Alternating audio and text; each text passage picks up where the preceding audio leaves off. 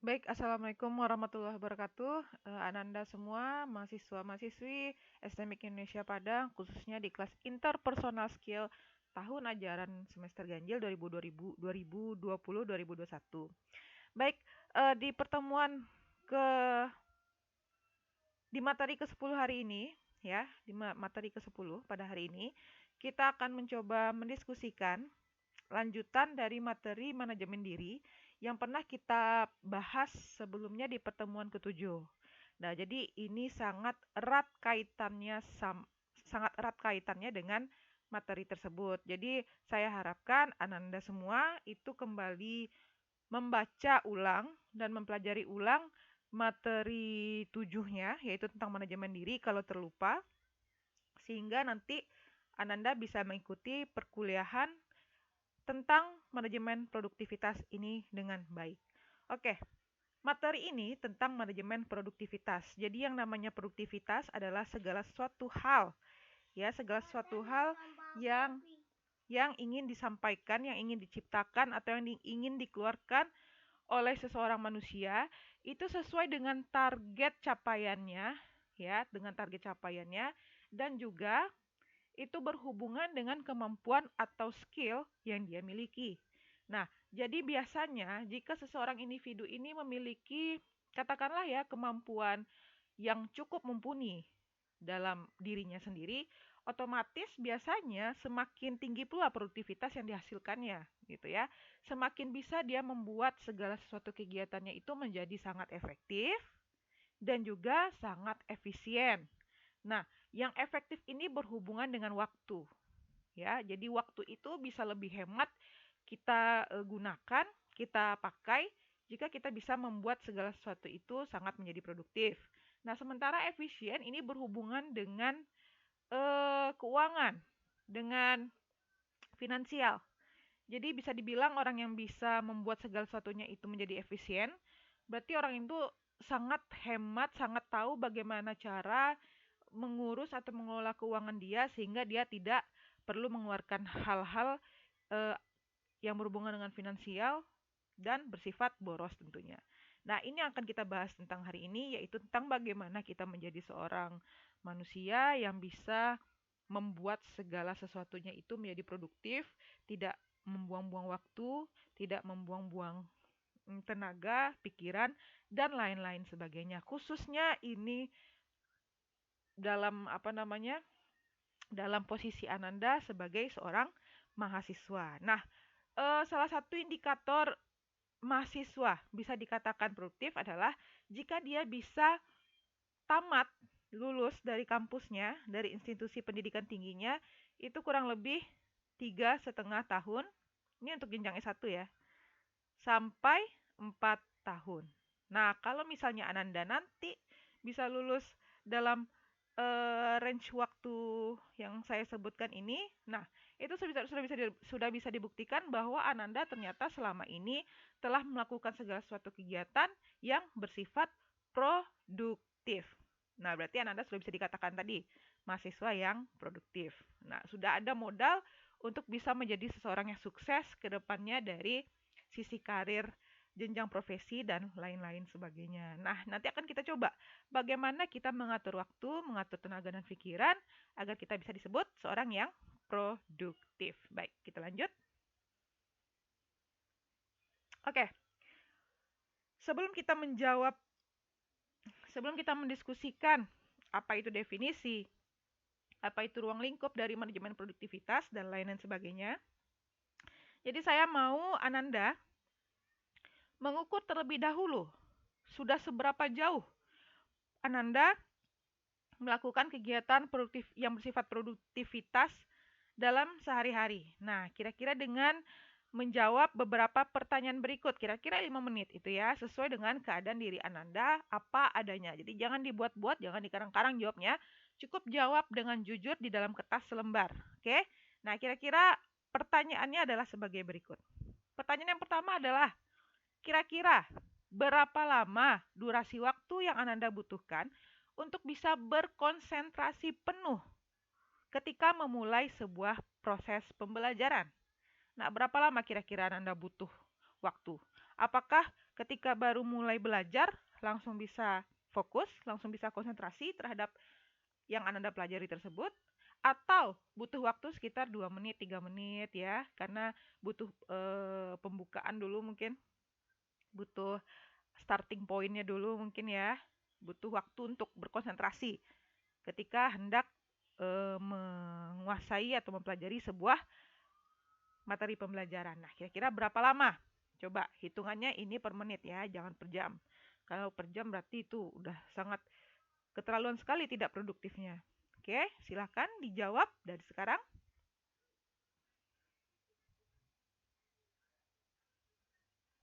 Oke, kita langsung masuk ke nomor 2. Nah, kira-kira apakah Ananda selama ini belajar itu punya waktu tertentu? Bisa jadi subuh hari, bisa jadi ada Ananda yang suka belajar di pagi hari.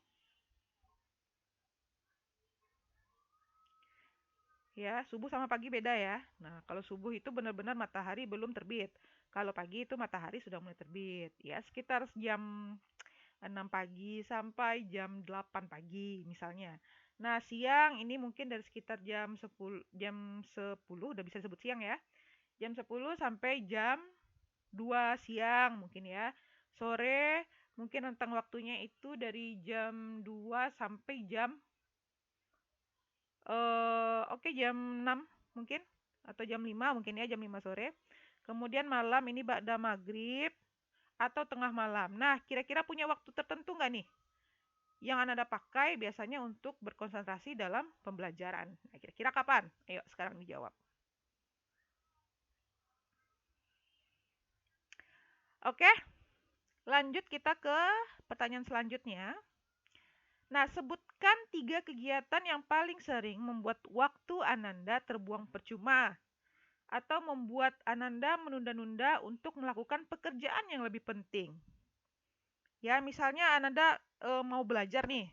Kan belajar itu adalah sesuatu yang penting karena ini berhubungan sama masa depan. Nah, kira-kira apa sih kegiatan di luar belajar itu yang membuat Ananda menjadi menunda-nunda kegiatan yang penting tadi seperti belajar? Ini kayaknya sebelum belajar ada kegiatan yang harus dilakukan dulu misalnya kan, padahal itu nggak penting-penting banget. Nah, kira-kira kegiatannya apa? Sebutkan 3 ya. Silakan dijawab.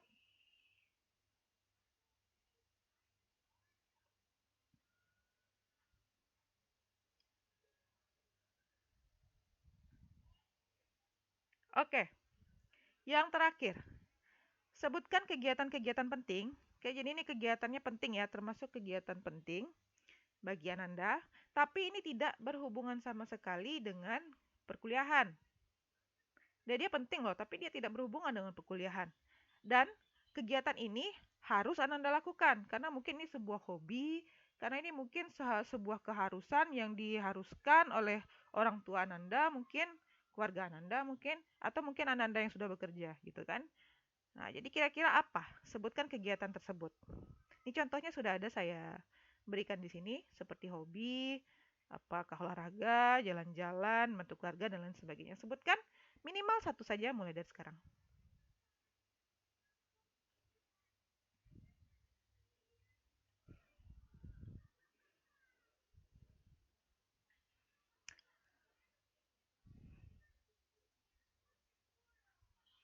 Oke, baik. Setelah Anda mengisi jawaban dari pertanyaan-pertanyaan ini, jadi ini merupakan seperti yang saya sampaikan tadi merupakan sebuah tes ya untuk mengukur seberapa produktif Anda saat ini. Jadi untuk pertanyaan pertama ya, untuk pertanyaan pertama ini sudah jelas. Kalau misalnya Anda butuh waktu sekitar lebih dari 15 menit untuk bisa berkonsentrasi penuh dalam pembelajaran, itu Ananda sudah bisa dikatakan belum produktif sebagai seorang mahasiswa.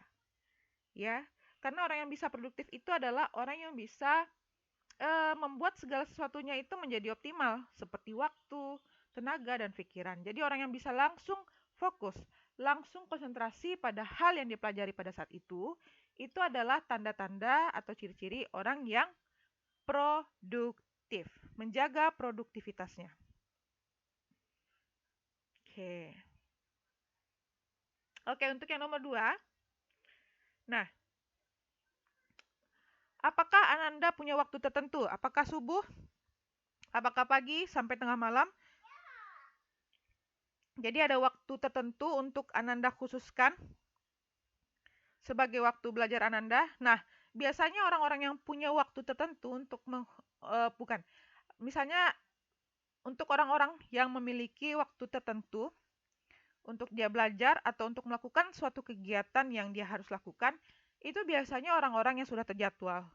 Orang-orang yang memiliki manajemen diri dengan baik. Nah, sehingga karena waktunya tadi sudah terjadwal, terschedule dengan rapi, otomatis dia bisa menjaga produktivitasnya dengan baik. Nah, kalau misalnya Ananda masih suka, mungkin punya waktu, sudah menyediakan waktu tertentu untuk belajar atau melakukan kegiatan tertentu, tapi suka menunda-nunda, nah berarti itu Ananda belum melakukan sesuatu hal yang produktif. Misalnya rencananya mau belajar ketika di pagi hari, ya kan, habis sholat subuh pasti saya akan belajar. Nah, tapi karena masih ngantuk atau masih merasa itu belum penting sama sekali untuk Ananda, akhirnya Ananda menunda, nantilah sekitar 10 menit lagi atau setengah jam lagi. Nah, kegiatan menunda-nunda tersebut itu tidak termasuk kegiatan yang bisa meningkatkan produktivitas Ananda. Oke, jadi beruntung bagi Ananda yang sudah memiliki waktu tertentu, sudah memiliki jadwal tertentu untuk melakukan kegiatan belajar atau hal-hal penting lainnya. Oke, nah yang nomor 3, nah semakin banyak Ananda menyebutkan kegiatan-kegiatan yang bisa membuat waktu Ananda terbuang percuma dalam melakukan pekerjaan yang penting, berarti itu sudah bisa kita katakan bahwa Ananda bukan orang yang bisa mempertahankan produktivitas Ananda semua. Tapi semakin Ananda lama untuk berpikir kira-kira apa ya perasaan selama ini saya nggak pernah ada kegiatan hal lainnya yang bisa membuat terpecah konsentrasi dalam melakukan sesuatu hal yang penting, misalnya kayak gitu. Nah, selama Ananda belum bisa selama Ananda berpikir seperti hal itu, berarti Ananda termasuk orang yang produktif. Semakin banyak kegiatannya, maka dia semakin tidak produktif. Misalnya sebelum belajar, wah kita harus meningkatkan mood kita dulu misalnya ya. Kan ada beberapa orang yang seperti itu. Akhirnya dia coba mendengarkan musik dulu misalnya, atau bermain musik dulu misalnya, atau menonton dulu misalnya, menonton drama Korea, baru dia bisa meningkatkan mood dia untuk belajar. Nah, semakin banyak kegiatan yang Ananda jawab dalam nomor 3 ini, berarti itu menandakan Ananda sangat belum produktif. Oke, yang terakhir adalah sebutkan kegiatan-kegiatan penting yang tidak berhubungan dengan kuliah yang Ananda harus lakukan. Nah, pertanyaan ini memaksudkan bertujuan untuk mengetahui kira-kira Ananda sudah bisa belum membagi-bagi waktu dengan baik, gitu ya, membagi-bagi waktu dengan baik karena Ananda itu ternyata memiliki pekerjaan yang sama pentingnya yang harus dilakukan, gitu. Selama Ananda bisa melakukan kegiatan-kegiatan yang Anda jawab nomor 4 ini dengan sangat baik, berarti Ananda termasuk orang yang produktif. Misalnya seperti ini. Ananda melakukan tanggung jawab Ananda, kewajiban Anda sebagai seorang mahasiswa. Berarti kewajibannya atau hal-hal yang harus dilakukan untuk bisa menjadi mahasiswa yang baik adalah dengan belajar yang rajin, misalnya membentuk grup kelompok dan lain sebagainya misalnya ya. Tapi di sisi hal lain, di luar posisi Ananda sebagai seorang mahasiswa, itu Ananda harus bekerja misalnya ya, karena Ananda sudah diterima di sebuah instansi misalnya kan. Nah, jika Ananda bisa melakukan kedua kegiatan ini, kedua aktivitas ini yang sama pentingnya ini dengan baik, dengan tidak ada dengan seimbang ya, tidak ada tidak ada ketidakseimbangan itu. Nah, berarti Ananda sudah bisa dikatakan seorang yang produktif. Nah, jadi itulah cara menilai apakah Ananda sudah produktif atau belum. Ya, jadi itu cara menilai dari beberapa pertanyaan ini. Oke, kita lanjut. Oke. Seperti yang saya sampaikan tadi sebelumnya, bahwasanya manajemen produktivitas itu berhubungan dengan yang namanya waktu. Karena seorang produktif itu harus bisa memanage waktu, tenaganya, dan pikirannya dengan baik. Sehingga dia bisa menghasilkan output yang benar-benar dia harapkan sesuai dengan ekspektasinya. Oke, jadi kita bahas dulu di sini apa yang disebut dengan manajemen waktu. Oke, manajemen waktu sendiri adalah suatu pengawasan atau controlling, pengorganisasian, penggerakan, dan perencanaan atas produktivitas waktu yang dilakukan oleh seseorang. Jadi kita punya 24 jam misalnya ya, kita emang punya 24 jam kan dalam sehari kan.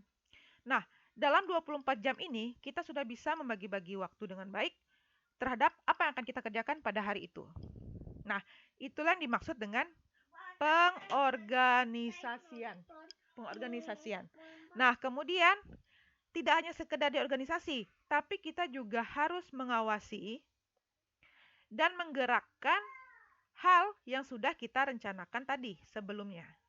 Ya, hal yang sudah kita rencanakan sebelumnya.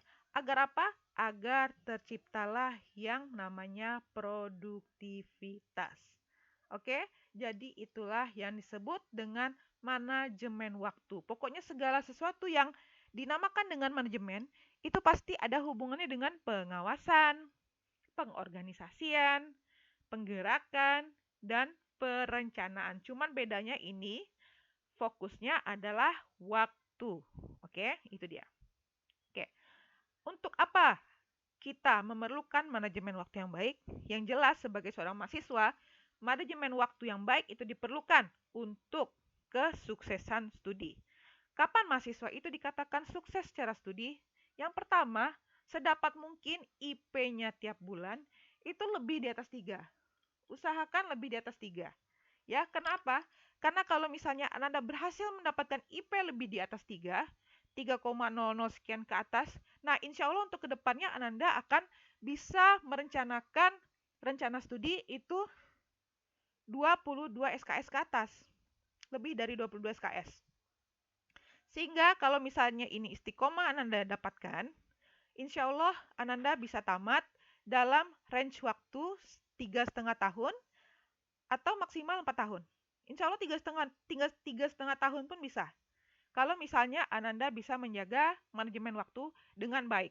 Nah, kalau misalnya Ananda itu berhasil membawa IPK yang tinggi, indeks prestasi kumulatif yang tinggi, kemudian ditambah dengan masa studi yang kecil, masa studi yang rendah, yaitu 3,5 sampai 4 tahun, masa studi yang cepat ya, mohon maaf. Masa studi yang cepat 3,5 sampai 4 tahun, maka nilai plus Ananda itu di mata dunia kerja itu akan lebih meningkat lagi. Sangat meningkat. Karena ini berhubungan dengan persaingan Anda semua. Ananda harus meningkatkan nilai-nilai Ananda dengan sangat produktif. Nah, salah satu contohnya ya ini dengan tadi.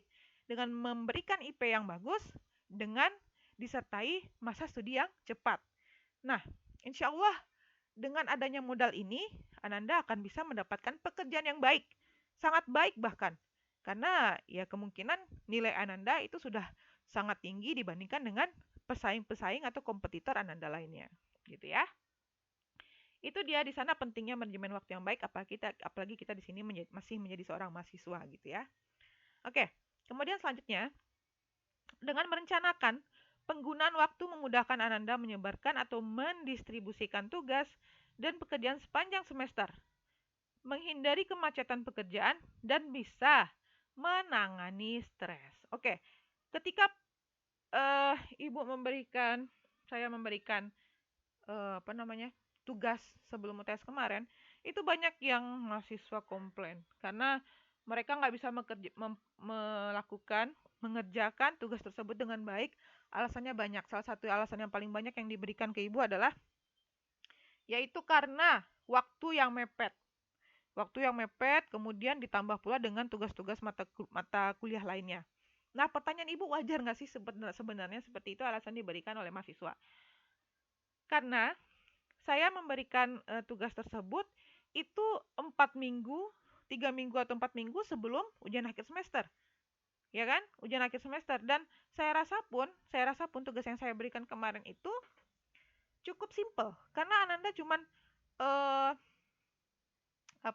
cukup menilai bagaimana atau hal-hal apa saja yang perlu diperbaiki oleh negara kita, negara Indonesia di masa pandemi ini hanya dalam satu bidang saja. Apakah pendidikan, apakah kesehatan, saya nggak minta bidang yang banyak-banyak, saya nggak minta hal-hal yang lainnya yang lebih luas lagi ruang lingkupnya daripada itu, saya cuma minta satu saja, kemudian carikan solusinya. Dan saya pun itu nggak meminta secara individu, tapi per kelompok. Artinya apa? Ananda bisa membuat tugas itu dengan cara membagi-bagi tugas dengan anggota kelompok lainnya. Dan itu seharusnya lebih mempermudah Ananda dalam membuat tugas. Tapi ternyata Ananda malah menunda-nunda pekerjaan mungkin sehingga ya terasa itu tadi.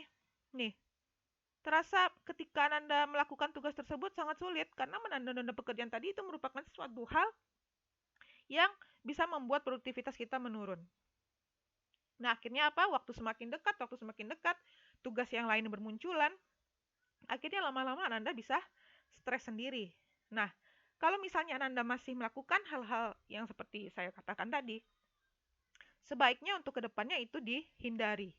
Jangan pernah yang namanya menunda-nunda pekerjaan. Lakukan pekerjaan secepat yang Anda bisa. Karena yang namanya mahasiswa itu tugas pasti selalu berdatangan. Tugas pasti selalu berdatangan, gitu ya. Apalagi yang misalnya satu semester itu lebih dari 20 SKS. Yang terdiri dari kemungkinan 7 mata kuliah atau 8 mata kuliah dan lain sebagainya, gitu kan. Bayangkan, satu semester itu kemungkinan bisa ada belasan atau puluhan tugas yang diberikan 7 dosen mata kuliah yang berbeda. Nah, jadi hati-hati. Perbaiki cara belajar, perbaiki mindset dan lain sebagainya agar Ananda tidak gampang stres. Karena kalau gampang stres yang udah-udah biasanya mahasiswa mahasiswa itu kebanyakan mengundurkan diri dari kampusnya karena merasa bahwa beban di kampus ini terlalu berat.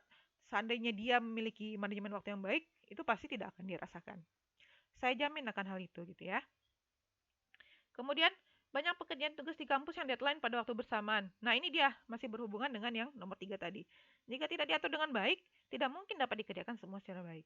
Nah, kemudian untuk dapat mengerjakan semua pekerjaan atau tugas secara maksimal, nah kita harus bisa menyebar beban kerja sepanjang semester dengan tidak adanya sistem kebut semalam dan sehingga bisa memberikan hasil yang lebih baik. Nah, kebanyakan mahasiswa kita masih juga seperti ini ketika ujian tengah semester atau ujian akhir semester akan diadakan. Nah, balap-balaplah mereka itu bekerja atau belajar dengan sistem kebut semalam. Apakah itu bagus? Nah, itu sebenarnya tergantung individu masing-masing ya. Kalau misalnya dia memang bisa lebih belajar dengan sistem tersebut, itu sih nggak masalah. Cuman beban stresnya pasti lebih tinggi lagi. Itu aja konsekuensinya. Oke ya, kita lanjut. Oke, ini keuntungan memiliki manajemen waktu yang baik. Kita bisa menentukan apa yang harus dikerjakan dan apa dan kapan mengerjakannya. Ya, caranya ya bisa menggunakan yang namanya membuat jadwal. Jadwal kegiatan misalnya gitu ya. Kemudian dengan manajemen waktu yang baik, kita bisa meraih hidup yang lebih berwarna lagi. Karena memiliki alokasi waktu yang cukup seperti kita bisa belajar, ya kan, bisa bagi waktu untuk me time, bermain, kemudian kita bisa juga memiliki waktu bersosialisasi karena manusia kan butuh sosialisasi kan. Nggak hanya butuh belajar, emang belajar untuk masa depan, tapi hal-hal ini refreshing, sosialisasi, apalagi beribadah, itu juga sangat menunjang adanya masa depan yang lebih baik lagi. Jadi eh 24 jam kita pakai untuk belajar seharian itu juga nggak akan baik ya, nggak akan bagus. Karena yang namanya otak kita butuh istirahat, butuh refreshing tadi ini dengan cara memberikan waktu untuk bermain, bersosialisasi, apalagi beribadah dan lain sebagainya. Kemudian manajemen waktu itu tidak hanya penting ketika kita kuliah saja, tapi juga bekerja dan dalam hidup. Ini sudah pasti. Ya, karena kuliah dan bekerja itu merupakan bagian dari hidup seseorang. Oke. Kemudian, pada topik ini kita akan membahas beberapa saran supaya Ananda dapat memanfaatkan waktu secara efektif sehingga nanti diharapkan Ananda bisa selanjutnya menjadi mahasiswa atau manusia yang lebih produktif lagi. Oke. Kita masuk ke ini. Alasan kenapa seseorang suka menunda pekerjaan. Biasanya nih seorang suka menunda-nunda pekerjaan karena moodnya lagi kurang bagus. Akhirnya nantilah kita kerjakan ketika mood kita sudah berubah menjadi lebih baik lagi. Pertanyaannya, kapan sih kita bisa meyakinkan, memastikan diri kita bahwasanya sekitar 10 menit lagi atau 15 menit lagi nih mood kita akan menjadi lebih baik. Hal ini tidak bisa dipastikan, tidak bisa dipastikan. Justru kalau misalnya kita menunda atau menunggu mood yang lebih baik lagi, kemudian ternyata kita menemukan sebuah kegiatan yang lebih mengasyikkan dibandingkan dengan pekerjaan yang penting tadi. Nah, justru itu akan membuat pekerjaan lebih tertunda lagi. Nah, hati-hati. Kemudian menunggu waktu yang lebih baik. Nah, kapan juga kita bisa menentukan waktu itu lebih baik untuk melakukan suatu pekerjaan? Nah, itu makanya guna sebuah waktu, sebuah pilihan waktu untuk melakukan sebuah pekerjaan seperti yang ada di soal-soal tadi, soal-soal tes tadi, ya kan? Tentang belajar, apakah Anda punya waktu khusus untuk belajar misalnya gitu kan? Karena kalau misalnya kita sudah menjadwalkan kegiatan harian kita tersebut, otomatis kita akan otak kita sudah otomatis langsung menyuruh kita untuk melakukan suatu hal yang sudah menjadi rutinitas kita sehari-hari gitu ya. Ini dia alasan yang sering digunakan orang untuk menunda pekerjaan. Kemudian hal pertama dan paling penting yang harus dilakukan seorang mahasiswa adalah membuat jadwal mingguan, jadwal setiap semester atau jadwal selama studi. Kalau saran saya mending membuat jadwal setiap semester. Jadwal setiap semester. Ini yang Anda perlu buat ya, agar Anda bisa mendistribusikan beban kerja studi Anda itu setiap semesternya. Oke. Lanjut.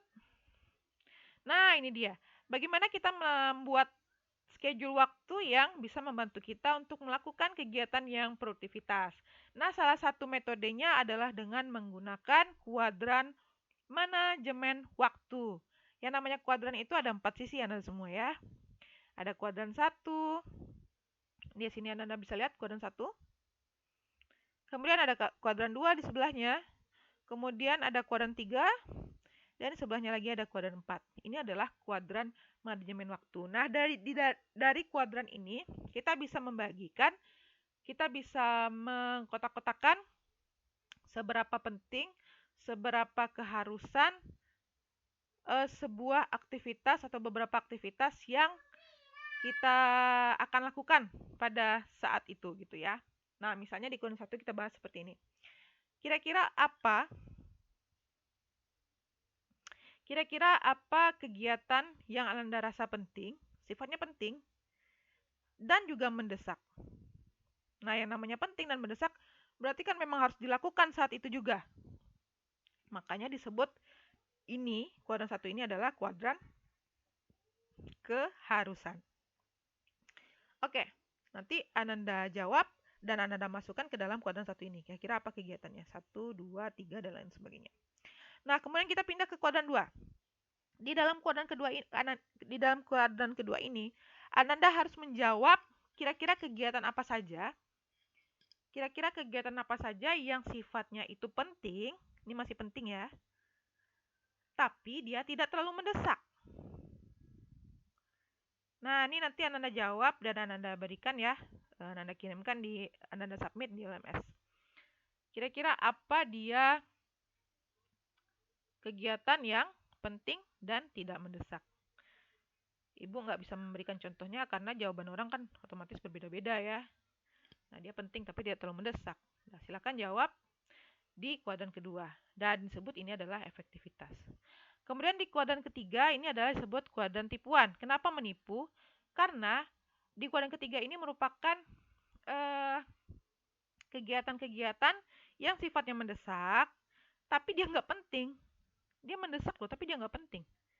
Nah, itu dia. Ananda coba buat kegiatan Ananda yang sifatnya itu mendesak tapi nggak penting di kuadran ketiga ini. Dan yang terakhir adalah kuadran yang sia-sia. Meskipun dia sia-sia, tetap Ananda harus masukkan ke dalam kuadran ini karena Ananda akan tahu kira-kira kegiatan yang Anda lakukan selama ini itu yang sia-sia itu yang mana-mana saja. Nah, masukkan ke dalam sini. Apa itu ciri-ciri kegiatan yang sia-sia? Yaitu kegiatan yang tidak mendesak sama sekali dan dia juga nggak penting sama sekali. Nah, seharusnya ini banyak di sini nih. banyak. Banyak ya. Apalagi di umur Ananda yang seperti saat ini gitu. Silakan Ananda isi, kemudian nanti coba Ananda sharing di LMS ya, di bagian tugas. Oke, baik. Kita lanjut. Nah, kemudian beda orang sukses dengan tidak. Ini sukses dalam arti kata bisa menjadi seorang yang produktif ya, bukan sukses dilihat dari materi dan lain sebagainya. Ini orang sukses dilihat dari manajemen waktunya, bisa nggak dia membuat manajemen waktunya dengan baik. Nah, orang-orang yang sukses dan tidak, dia sebenarnya sejatinya memiliki waktu yang sama, yaitu sama-sama diberikan 24 jam dalam seharinya. Ya kan? Mereka juga mengalami masa siang dan malam yang cenderung sama. Nah, bahkan beberapa orang sukses itu memulai dari kondisi yang lebih terbelakang dibandingkan dengan yang tidak. Contohnya saja ada beberapa public figure kita yang masa studinya itu nggak tinggi-tinggi banget, tapi ternyata dia bisa membuktikan dengan keterbatasannya tersebut dalam perekonomian, dalam finansial, dia mampu membuktikan bahwa dia bisa mencapai kesuksesan asalkan dia selalu berusaha dan berdoa dengan baik. Nah, itu dia. Beberapa orang contoh suksesnya ya banyak yang memiliki keterbelakangan ekonomi misalnya ya, keterbatasan finansial dan lain sebagainya. Contohnya saja mungkin yang memiliki Basco Grand Mall ya kan. Nah, di situ beliau hanya tamatnya mungkin bangku SMA, mungkin beliau nggak pernah merasakan gitu kan. Hanya sampai bangku SMP kalau nggak salah saya ya. Tapi dia bisa selama dia nganggur tersebut, katakan nganggur dalam tanda kutip, dia mempelajari yang namanya kegiatan saham. Kegiatan saham apa? Dia mempelajari namanya kegiatan investasi. Kegiatan bisnis juga dia pelajari. Akhirnya dari sana dia mulai memberanikan dirinya untuk mengikuti yang namanya trading dan sebagainya. Dan itulah yang membuat dia luar biasa kaya sampai saat ini. Ya, sampai dia bisa membuat mall di mana-mana. Dan banyak contoh sebenarnya public figure lainnya yang memulai dari bawah gitu. Nah, tapi mengapa hasil hidup mereka berbeda? Nah, renungkan ini. Bayangkan dengan kehidupan kita yang alhamdulillah sempurna, misalnya kan masih bisa merasakan kuliah sampai saat ini, kemudian orang tua juga masih hidup, masih kuat untuk mencari nafkah buat anak-anaknya. Nah, dengan adanya kesempurnaan dalam hidup kita itu, kita harus mensyukuri pertama dulu. Dan kemudian kita renungkan. Nah, gimana caranya orang yang memiliki kondisi keterbelakangan seperti tadi, keterbatasan finansial tadi, bisa meraih kesuksesan mereka. Nah, kita harus bisa mengambil good ways dari cara hidup mereka yang seperti itu, gitu.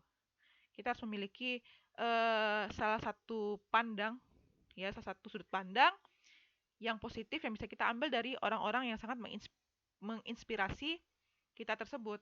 Nah, sehingga kita bisa nanti mungkin mungkin meniru gaya hidupnya, cara belajarnya dan lain sebagainya sehingga nanti arah kita juga akan mengikuti mereka insya Allah gitu. Jadi kita perlu merenungkan sekali, jangan melihat ke atas tapi melihat ke bawah, istilahnya kayak gitu ya, tentang bagaimana seorang yang selalu berjuang dari bawah hingga mencapai puncak karirnya. Oke, kita juga ini bisa mengambil contoh dari orang Jepang. Karena orang Jepang itu benar-benar sangat menghargai waktu sekali. Yang namanya waktu bagi mereka itu adalah the real money, ya. Maka sangat disayangkan sekali bagi orang-orang yang sering membuang-buang waktu karena bagi mereka tadi itu waktu adalah uang. Kita bisa belajar dari sana. Bukti-buktinya apa? Orang Jepang itu berjalan dengan cepat tapi tanpa santai gitu ya. Kemudian orang Jepang rela rela datang lebih awal, lembur selepas jam kerja tanpa dibayar lebih dan lain sebagainya. Nah, ini beberapa bukti bahwa negara Jepang itu adalah negara yang memiliki nilai produktivitas yang sangat tinggi. Oke, ini ada sedikit 4 fungsi dan manfaat manajemen waktu bagi kehidupan sehari-hari. Bisa Anda pelajari, bisa Anda baca, dan bisa juga Anda tambah ya. Silahkan. Nah, kemudian ini yang kita bahas adalah strategi manajemen waktu. Yang pertama, bagaimana memiliki manajemen waktu yang baik? Yang pertama strateginya adalah mengenal time wasters Anda. Nah, ini berhubungan sama pertanyaan tes tadi di nomor 3. Nah, kalau misalnya Anda sudah menjawab itu, berarti Anda sudah mengenal apa saja yang bisa membuang waktu Anda. Oke. Kemudian tentukan prioritas. Bagaimana cara menentukan prioritas? Salah satunya dengan menggunakan metode kuadran manajemen waktu tadi. Ya, yang terdiri dari 4 kuadran itu. Oke, lanjut. Kemudian jadikan deadline sebagai kawan, jangan sebagai lawan. Karena kalau misalnya sebagai lawan, itu justru akan menambah beban Anda. Sehingga manajemen stres Ananda tidak akan stabil. Nah, Ananda merasakan tertekan, terbebani, dan lain sebagainya, sehingga pekerjaan tadi pun kalau diselesaikan itu tidak akan memiliki kualitas yang baik. Jadi, kalau bisa jadikan deadline sebagai kawan, ya. Nah, ini adalah salah satu contoh membuat sebuah schedule, ya. Nah, kemudian yang keempat, selesaikan pekerjaan-pekerjaan kecil secara langsung. Nah, ada pepatah yang mengatakan bahwa kalau kita membiasakan segala sesuatu yang kecil, kita biarkan lama-lama dia pasti akan menjadi besar. Nah, jangan sampai itu terjadi pada diri Ananda khususnya sebagai seorang mahasiswa. Kalau misalnya ada tugas-tugas kecil, tugas-tugas ringan yang waktunya mungkin bisa dikerjakan secara cepat, Ananda kerjakan langsung. Ananda kerjakan langsung, jangan menunda-nunda. Karena kalau menunda-nunda dia kan semakin besar dan semakin membebani Ananda. Kemudian jangan paksakan mengerjakan pekerjaan sekali waktu. Jadi caranya itu bagi pekerjaan Ananda itu menjadi bagian-bagian yang kecil, tapi bisa Ananda kerjakan dalam waktu yang Ananda jadwalkan lah, misalnya seperti itu kira-kira ya. Nah, bagi pekerjaan besar dan membosankan dalam bagian-bagian lebih kecil, oke ini bersama dengan poin nomor 5. Yang terakhir, buat rutinitas harian. Rutinitas harian boleh, mingguan boleh, bulanan boleh, tahunan pun boleh. Nah, rutinitas ini tujuannya, jadwal rutinitas ini tujuannya untuk membuat kita lebih teratur manajemen waktunya, manajemen kegiatannya lebih teratur, sehingga otak pun terbantu dengan adanya keteraturan itu. Oke? Oke, ini contohnya mungkin tabel jadwal harian. Yang suka pelupa juga pasti ini akan membantu sekali nih, membantu sekali dalam mengingat kegiatan-kegiatan yang memang harus dilakukan pada saat itu. Kemudian beristirahatlah setelah belajar dalam waktu yang lama. Oke, ini harus ya. Apalagi kalau misalnya Anda juga bekerja, itu otomatis harus membutuhkan waktu istirahat lebih lama lagi agar tenaga Anda bisa pulih kembali dan Anda insya Allah terhindar dari segala penyakit-penyakit yang berbahaya. Kemudian istirahat minimal 6 jam dalam sehari. Oke, ini masalah istirahat ini mungkin tergantung kebutuhan masing-masing. Kemudian ciptakan hidup yang bervariasi. Walaupun Anda adalah mahasiswa, bukan berarti 4 tahun di universitas hanya diisi dengan belajar dan belajar dan belajar, atau kegiatan organisasi dan kegiatan organisasi dan lain sebagainya. Masukkan hobi Anda ke dalam jadwal yang akan membuat Anda gembira dan lepas dari rutinitas belajar tadi. Oke ya. Tujuannya hidup bervariasi. Nah, jika misalnya 10 tips di atas tidak berguna, maka Anda perlu merenung. Tujuan merenung ini adalah untuk menemukan strategi yang tepat yang bisa Anda aplikasikan sendiri ke dalam kehidupan Anda masing-masing. Mungkin Anda butuh strategi lain mungkin ya, yang bisa Anda aplikasikan sehingga Anda bisa memiliki manajemen diri waktu yang bagus. Oke, kesimpulan materi pada hari ini kita tutup dengan sebuah kesimpulan, yaitu mahasiswa yang baik adalah mahasiswa yang bahagia. Bahagianya itu datang dari mana? Bahagianya itu datang dari memiliki manajemen waktu yang baik yang dapat membuat Ananda menjadi mahasiswa yang bahagia dan juga insya Allah berproduktivitas. Oke. Selanjutnya,